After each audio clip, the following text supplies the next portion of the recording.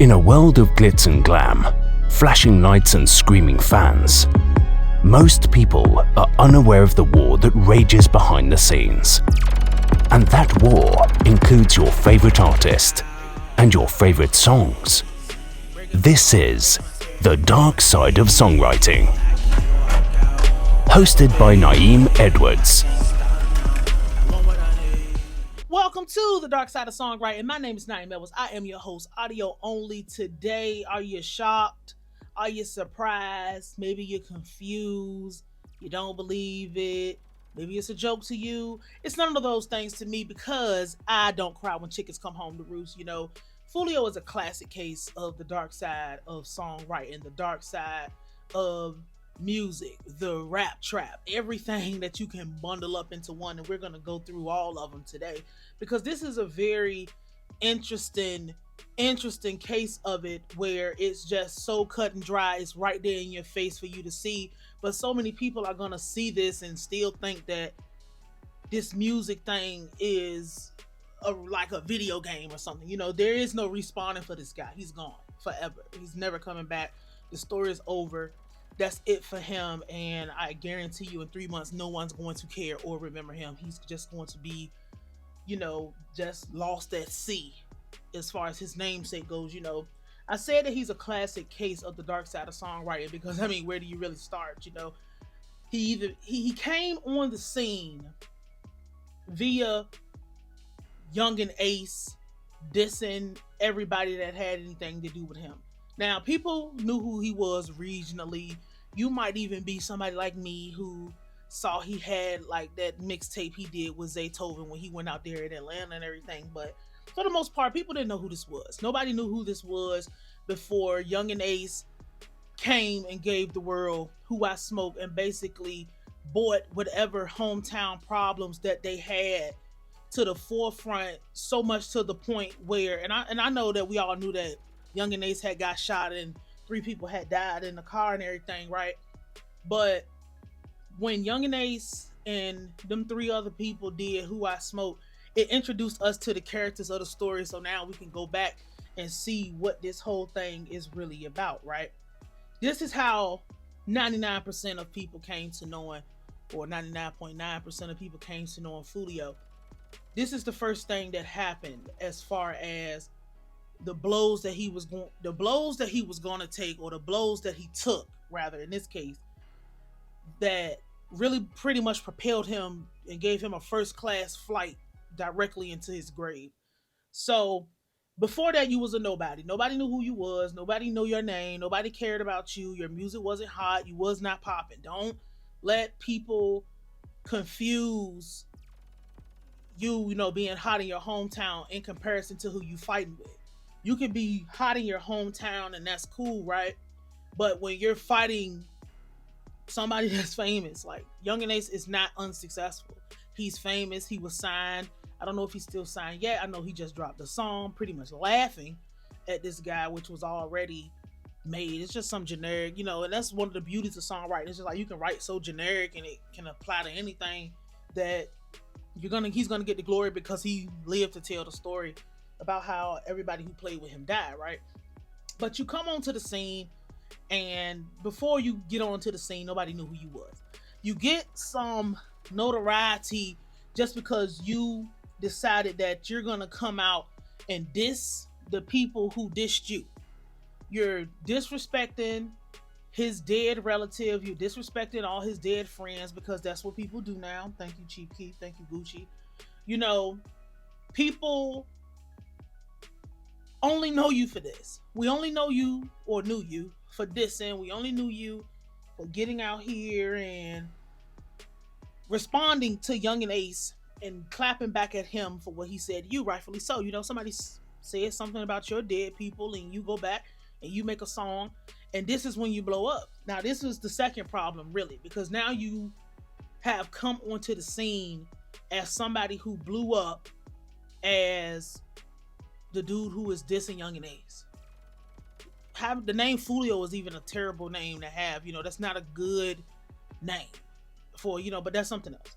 So this is what you blow up for. So I tell people all the time, what people come to know you for is where you're gonna have to evolve from. The problem is most of these people aren't talented. They're not good at what they do. They don't have a strategy. They don't have a plan. They don't have the resources. They don't really have anything but time, and they don't even know how to use their time wisely. So you get out here and you diss them back and it blows up, and you diss them over the Fantasia thing, and this is where we get to your lyrics, because this is probably the first time people have really even heard your music, heard anything you had to say, aside from being an internet personality going back and forth on social media platforms with your rivals. In this particular song, I mean, I'm just coming off the head with this guy said, you know, went out to eat on your birthday, 4 shot, 3 dead in the worst way. Now we smoking 23E. You always on my mind when I'm riding on whatever side it was. Something, happy birthday, like laughing because it probably wasn't his exact birthday or whatever, but this is the same thing and the same fate that bestowed Foolio. In this point, in this present moment, you laughed and thought it was a joke when Young and Ace and them got shot up in the car, and Ace was the only person that lived in the car, and now you are really living your raps now, or you're not living at all, but your raps have come true. Everything that you have said that you gave to them, which I would even argue that you probably didn't have nothing to do with that, because you was more busy trying to get your rap career off the ground, but it didn't work. You didn't have any, like, you had nothing to show for it. You didn't even have the independent artist route way of showing for whatever you did with your career. But those aren't the only lyrics you had. You had that song where you did what's that, the beatbox freestyle? I remember that one. He had that beatbox freestyle where he was just going down the list. This person got shot. Dada got shot. Dada got shot. Shot. Everybody shot. Shot. Like, and it was just like, it was crazy to hear that, because it was crazy to hear it, and it was also crazy to see it, because with the visuals, you're rolling around in the graveyard with posters and pictures of dead people and all these. That was the time where things was just so diabolical with this music, and things was just so diabolical with these lyrics, where it's like, this is why people don't have an appetite for this stuff no more. Like, people will look at it because it's sensational, but they're not interested in this. Like, nobody cares that Foolio is dead, bro. You're news, you're clicks, you're a way to tell a story for those people, you know, with integrity, and you're a way to pay the rent, because the rent is due in a few days. But, you know, that's where you came. This is where you came to be. When you was putting out your other music alongside with these diss songs, nobody cared. And we know that nobody cared because I think you had one song that might have been okay, that people might have knew, but nobody knew you for that, and nobody was gonna go for that because you was a sensational rapper. You didn't come in the game all serious. You know, I was just listening to Eve's Let Me Blow Your Mind the other day, and I was just like, bro, people don't even do diss tracks like this no more. People don't even get not online, but people don't even get in the booth no more and make a hit record going after the person that they got a problem with. And if you don't know what I'm talking about, Let Me Blow Your Mind is about Lil' Kim. Like, well, most of it is. So people don't even go and make they diss tracks like that no more. Please ignore my cat in the background. It's pissing me off. He will not shut up. Probably because he's looking for my girlfriend. But you came out being as disrespectful as you possibly could, and then you had a Who I Smoke. You did a Who I Smoke remix, and you know, that's all we knew you for, was being as disrespectful as possible. So when you try to do something serious, it didn't work. Here comes the dark side of songwriting. Here comes the rap trap, all wrapped up in a nice pre-baked cake for you. All you have to do is cut it and take whatever slice you need at the time. It wasn't gonna work because it wasn't serious from the jump. It wasn't something that you didn't know. He was so fueled up by emotion and fueled up by having to look in the mirror and understand that the person that you have a problem with, and again, I would argue that you're just a rapper. You ain't really like that. And I mean, anybody can take that how they want to. I don't care. You was trying to make your rap dream work. You wasn't interested in all of that stuff. Here comes the downfall of Now you're falling out of prominence. You created all these problems, or you had all these problems, and now they're in the forefront.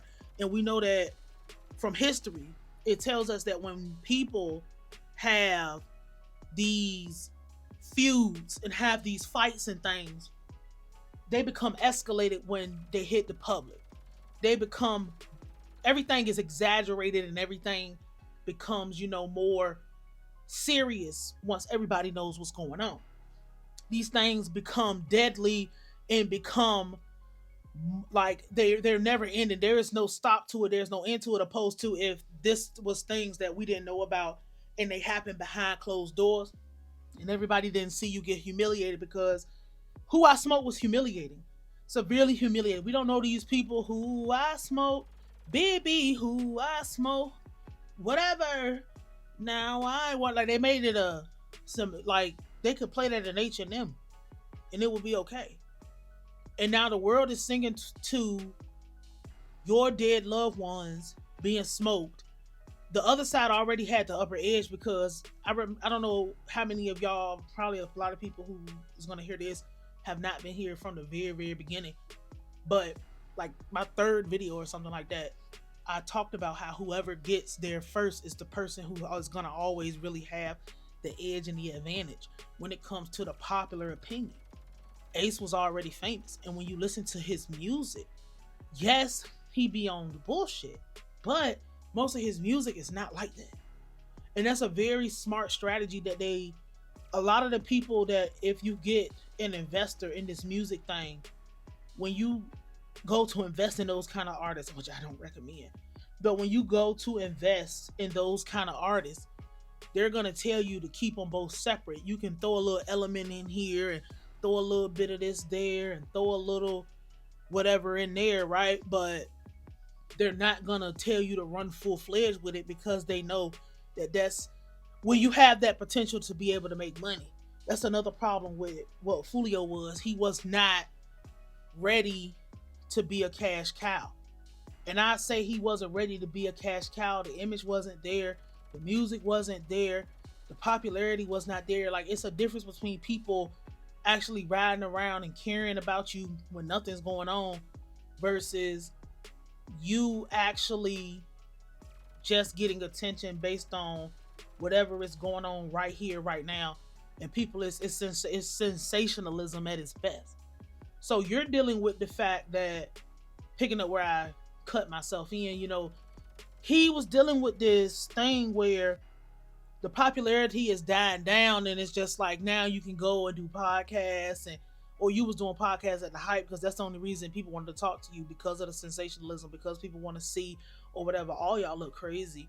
So it's like people gonna want to, whatever. It's just like, I want to know what's going on in the video game, because it's not real, because people don't have to live these things, but you're having to live your music. You're having to be who you say you are.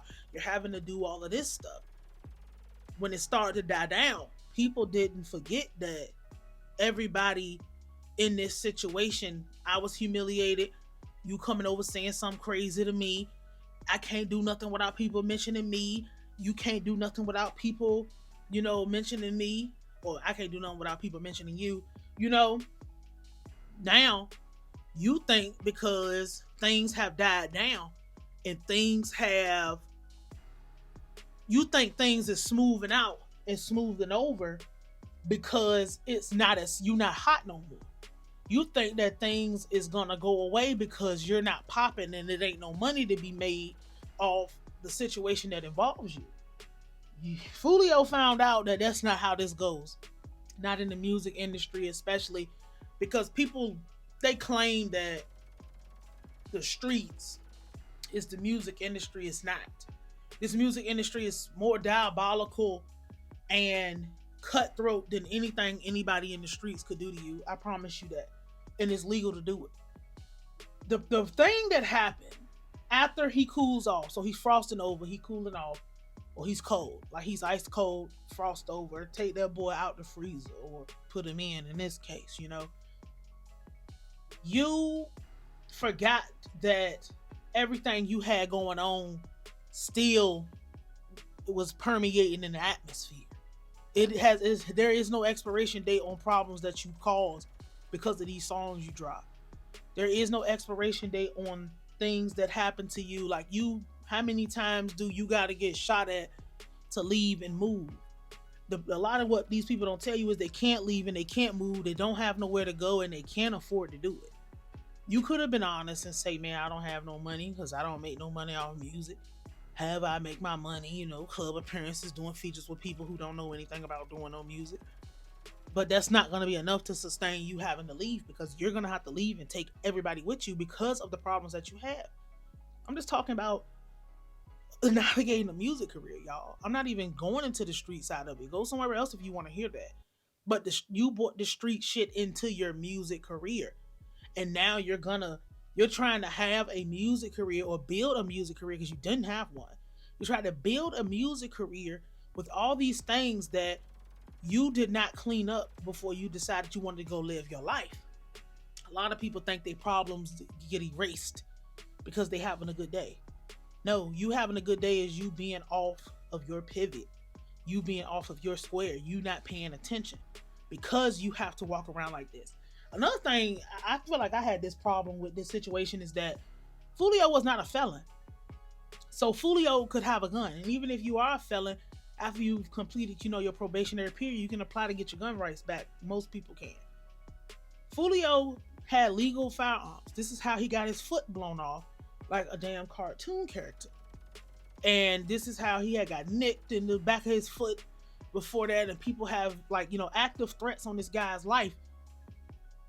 I listen to your music and I hear you talk about guns. I hear you talk about that fire.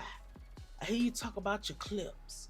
I hear you talk about everything and what you'll do and what you'll whatever, but it's like you just put yourself in a situation, because we don't know what happened. Nobody does. It just happened. Even, it doesn't matter what happened. You died.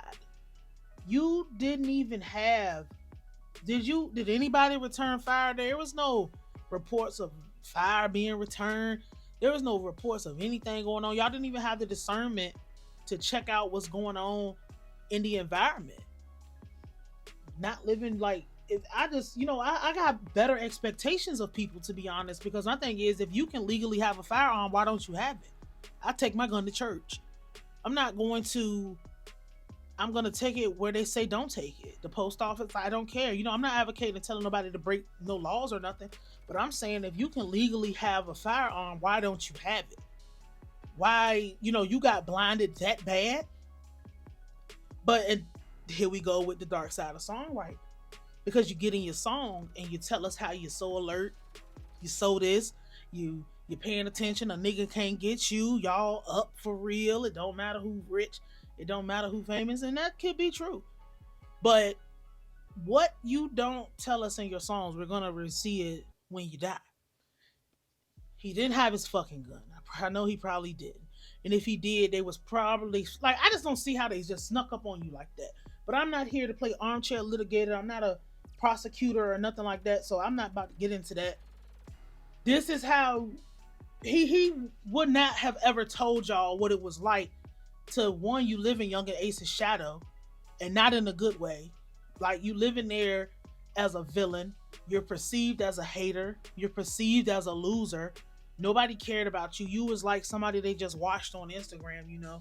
This is the person I look at to kill time when I'm in the grocery store waiting in the line or trying to get a zucchini or something like that. It was never serious when it came to people taking you serious for music. Yeah, maybe for a shit talker, but not a musician. He would have never came out and told y'all that not only do every day he live in fear for his life, he's probably on drugs for the most part. If he wasn't on drugs, that's even making the situation even worse. But I would count smoking weed as being on drugs, because anything that takes you out of a sober state of mind, you're not paying attention. Argue with somebody else. Go argue with Foolio Ghost about that.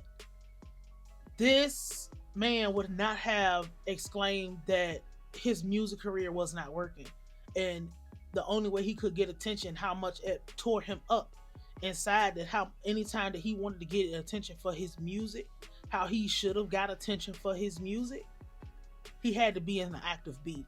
He had to be in trouble. He had to be in some type of situation where, you know, his life was actively in danger. That's classic rap trap. Classic dark side of songwriting is I'm not telling you the real, like, what I'm really going through on the back end with this music, how I can't get no real prominent producers to work with me. I can't get a foothold in the door. I can't get anybody to do any type of investing in me. I can't get a real deal that is worth anything where I will be able to pack up and leave. I don't have access to the resources. I don't have the wherewithal to get to that. The little bit of crumbs that I might make from social media is nothing compared to what I need to get over the hump. Classic dark side of songwriting. And it led you to your death.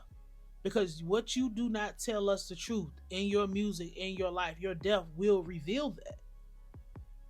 And I'm very confident that as this goes on, which you ain't gonna hear nothing else from me about it, we just gonna put it all out. That's why this is so long. Like, there's gonna be more to come out, and it's going to more come out. He was probably broke in comparison to what he needed to be. Because what are you doing? You know, the music was never gonna work. The music's gonna work now that he's dead. But it doesn't matter because you're not here to enjoy it. Like, who cares if you get a first place trophy? You're not here. Who cares if you win? You're not here to enjoy it. You're not winning. You're dead. That's it. Now, let me talk about Young and Ace. You know, Young and Ace just dropped a song like 2 hours ago or so, a few hours ago. And with Young and Ace, he falls directly into the same thing too, because naturally, you know, he hadn't said anything for the last 5 days. Soon as Foolio dies, he hops up online 10 hours later or so, or however long it's been, and he posts the 50 Cent lyrics because he got hit. I guess I'm here for a fucking reason, because he got hit like I got hit, but he ain't fucking breathing. Many men wish death upon me. I'm gonna tell you, I'm gonna be for real, yo. That's hard. That's a hard comeback, because, bro, when this nigga was alive, niggas can't say, oh, you ain't had that to say to him when he was alive. No, nigga, I started the fight and he lost. I started the fight. I gave this nigga every bit of mainstream look that he was gonna ever get. It came off the back of me. He said he was gonna do this. He talked about my real blood brother. He talked about everything that's got to do with me. Yes, I'm gonna say something about when this nigga died. Now, do niggas agree with that? I mean, you know, feel how you want to feel. I'm not mad at a nigga for saying something about somebody who did something to him. I'm not mad at nobody. Like, bro, that's like somebody doing something to you and something happened to them, bro. You're not about to be like, oh, I love my enemies. No, you don't. That's a fucking lie from the pit of hell. You do not believe that. But he's falling into the same old trap that everybody else falls into. Because you weren't thinking about Foolio yesterday, and you definitely probably was not thinking, well, you weren't thinking about Young and Ace, and you definitely was not thinking about Foolio yesterday. So, I mean, ain't really nothing complex or complicated about that. It's just, that's what happens in music. Nigga, you said something about me, you died. Here go my chance to run my numbers up. You think I'm just gonna let you have all the fucking fun and get all the good shit? No, I want a piece of the shit too. And that's what he's gonna get. But he's soon probably gonna fall into, I would have said, if this was anybody else, that Young and Ace's career died with Foolio. That's not true. That's not gonna be true. Like, when it comes to North Florida music, from everything I'm seeing, you know, Young and Ace is usually go-to, especially because he's willing to play ball with record labels. So he'll always have that cushion to fall back on. He'll never really have to worry about going to 0. He might go down to 15 or something like that. But, you know, this is the dark side of songwriting. This is what happens, you know. People lie in their songs. People don't tell the truth about their lifestyles. People don't tell you what's going on with the business and how the business don't want to fool with them. And these are the real life repercussions. These people marry these fantasies and have to divorce reality.